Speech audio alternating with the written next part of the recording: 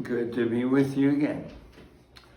We have entered into the beautiful month of May, the month that the Catholic Church has always dedicated in a special way to Mary, the Blessed Mother.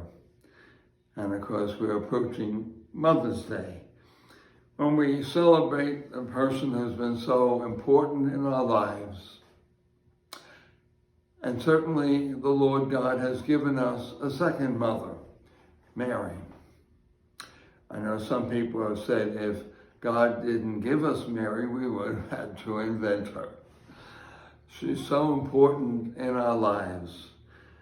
This simple Jewish maiden of Nazareth, probably only about 14 or so when she received the message of the angel that God had chosen her of all people to be the mother of the long-awaited Messiah. And clearly from St. Luke's account, and he must have talked to Mary herself and said, "What did he say? What did you say?" And she said very clearly, "How can this be, since I have not had relations with a man?" And the Lord God didn't give all the details, but said, the one to be born will be the Son of God. And so Mary said her yes to God's will. Yes, even though she didn't understand everything that was happening in her simple life. And as her life began to go on, there were more and more mysteries, as it were, that she had to accept. This child born to her in Bethlehem.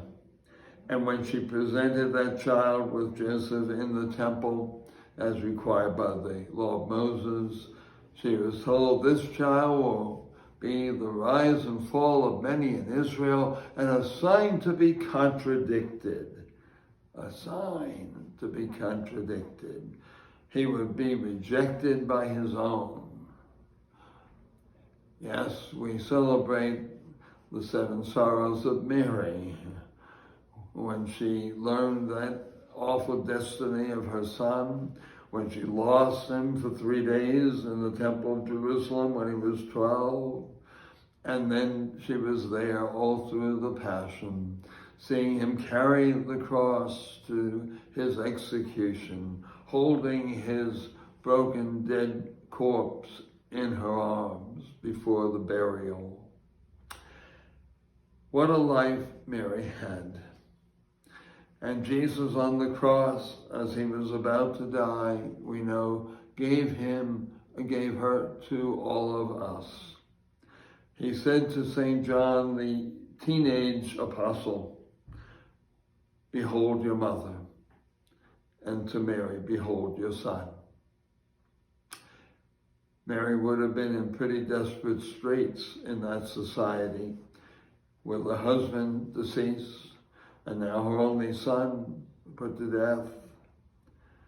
But John cared for her then for the rest of her life, until she completed her days probably around Ephesus, where John was, and was taken up into heaven in the glory of the Assumption. From the very beginning, Christians have honored the mother of Jesus. And over the centuries, the teaching about her has developed, developing about her as virgin, but mother. And obviously very much involved with all the discussions and the arguments about Christ himself. And when it was determined, yes, Jesus Christ is truly man, truly God, that had implications for Mary, that she would be now called Theotokos, the Mother of God. And those increasing devotions of Mary in those 3rd and 4th, 5th centuries then took on new life again in the Middle Ages and the days of the troubadours singing the praises of their women. And so Mary, Notre Dame, Our Lady, became the focus of so much attention, so many cathedrals and churches dedicated to her honor. and again in the 18th century, as she appeared in an apparition to St. Bernadette at Lourdes and began a series of other apparitions, and now the doctrine of her Immaculate Conception, defined as a church teaching, 1854, bringing, as it were, to a completion the teaching about Mary, that from the beginning of her existence in her conception to the very end of her life in the Assumption, Mary, the instrument of God's grace, always obedient to his plan for her.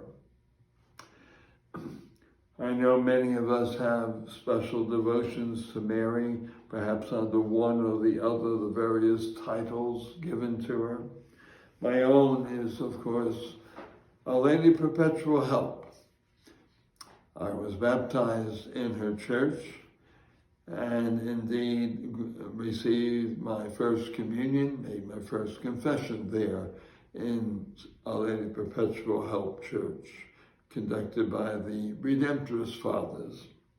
The icon of Mary was discovered sometime in the 17th century, and Pope Pius IX entrusted the image of Mary, Perpetual Help, to the Redemptorist priests who spread that devotion, and so they have all through the years. I know that this image of Mary has always been in my family home, still is in my home, still is in the rectory. In fact, when I came to St. Helena's, I was pleased to see the image there in the hallway from one of my predecessors. Perhaps the Redemptorists at some point came to preach a mission and to spread devotion to Our Lady of Perpetual Help. I suppose some people don't like icons. I do. I think it gives a sense not just of the human reality, but there's always a sense of mystery, something beyond just the human. And I think that's captured very much in an icon of Mary. Yes, we honor her. We need her in our Christian life. We entrust our lives to her care, hoping that indeed we will follow her example, to be open to the plan of God for us, to open our lives in loving obedience, even as Mary did, to receive the Christ into our lives. I hope that indeed you will grow in your devotion to the Blessed Mother. She is our mother. Some years ago, when the American bishops issued their document on the teaching of Mary, they entitled it simply, "Behold Your Mother." The words of Jesus to John on the cross. Yes, the words to every one of us. Mary, our mother. Always watching over us, always trying to protect us, always an example of opening our lives to receive into our lives, as she did, the Christ, the Son of God made man.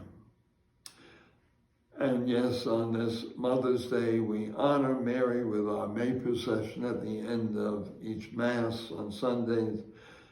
And yes, we hope and pray for all who have accepted the vocation of Mother, to follow Mary's example in treasuring the life that you bring into our world. May you be blessed. May those to whom you have given life always honor you, respect you, and show you the love you deserve. And it is a love that is given not only to those who are physically mothers, but there are many who are spiritual mothers in some way. Grandmothers, to all mothers, God's blessing. Thank you, and God bless you.